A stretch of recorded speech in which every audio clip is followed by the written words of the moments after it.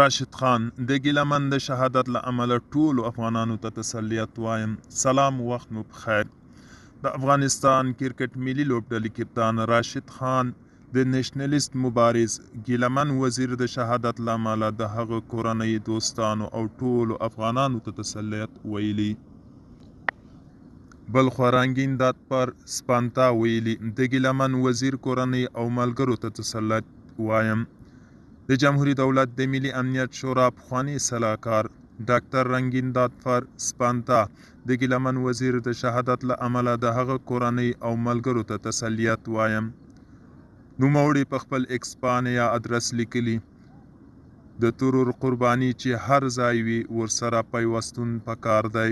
عدالت غوښتنه پوله او سرحد نه پیژني. دوستانو دا او د نن ورځې چمتو کله خبر تر بیا هم په الله سپارم. ښې چارې، ښه وخت.